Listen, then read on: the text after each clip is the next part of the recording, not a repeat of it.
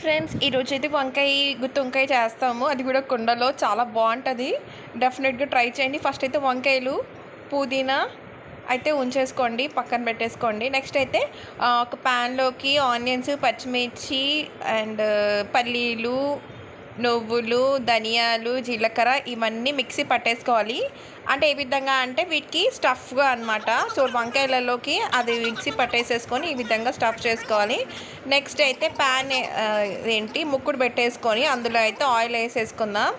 So oil వేసేసుకొని వంకాయలు అయితే ఈ విధంగా మనం వేసుకోవాలి. ఈ విధంగా ఫ్రై అవ్వాలన్నమాట బాగా.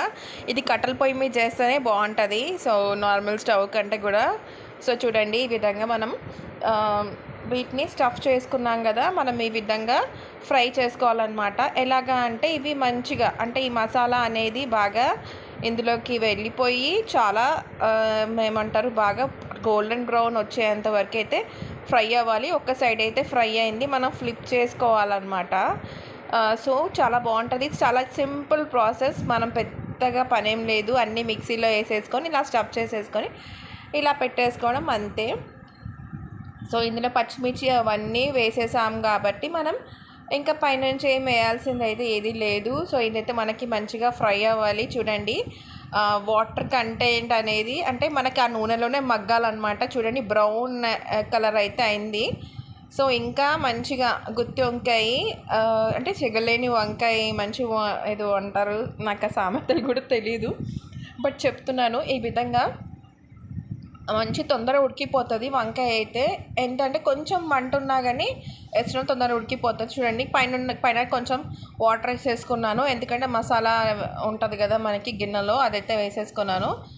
సో ఇది ఇంకొంచెం ఫ్రై అవ్వాలన్నమాట. ఈ విధంగా చూడండి, మంచిగా ఫ్రై అయితే చూడండి దగ్గరికి అయిపోయింది. ఇంకా మనకి కర్రీ ఎంత బ్యూటిఫుల్గా అవుతుందో. ఇంకొంచెం టైం పడుతుంది, ఎందుకంటే మనకి వంకాయలు అనేవి చాలా పచ్చిగా కనిపిస్తున్నాయి కదా, ఇవి కూడా బాగా ఫ్రై అవ్వాలి.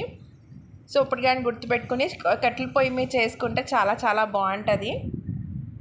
సో కట్టెల పొయ్యి మీద చేయడానికైతే ట్రై చేయండి మీరు. చూడండి, వంకాయ కర్రీ అయితే రెడీ అయిపోతుంది. సో ఇందులోకి మనం తగినంత ఉప్పు ఫస్ట్ వేసేసుకున్నాము. అన్నీ అంటే స్టఫ్ ప్రతిదీ చాలా ఈజీ ప్రాసెస్లో ఇది వేసేసుకున్నాం కాబట్టి చాలా బాగుంటుంది. సో కట్టెల పొయ్యి చాలా కష్టమే, కానీ కొంచెం ఒక 5-10 మినిట్స్ మనం కష్టపడితే చాలు. ఒక్కసారి పొయ్యి వెలగడమే కష్టం, తర్వాత వెలిగాక మనం ఈజీగా చేసేసుకోవచ్చు. చూసారు కదా, ఈ విధంగా మనం గుత్తి వంకాయ చాలా ఈజీగా, అంటే ఇది నార్మల్గా మ్యారేజెస్లో అయితే ఇలాగే చేస్తారు, మరి ఫ్రై చేయడం అవంతా అంత టైం ఉండదు కదా.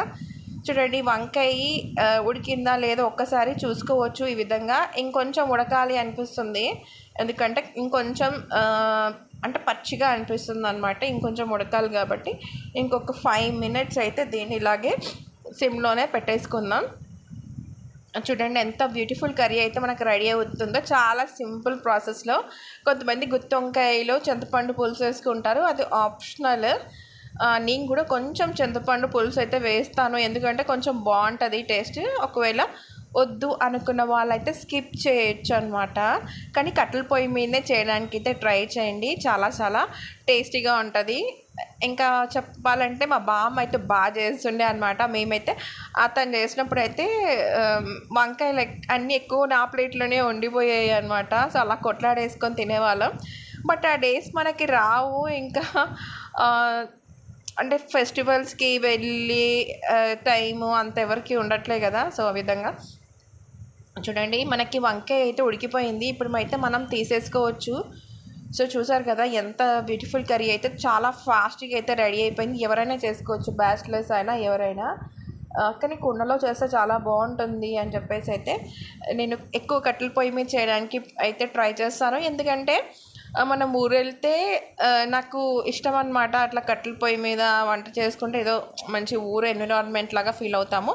Thank you so much for watching friends, and ఈ వీడియోని అయితే లైక్ చేయడం అయితే మర్చిపోద్దు. Bye friends, take care, have a nice day.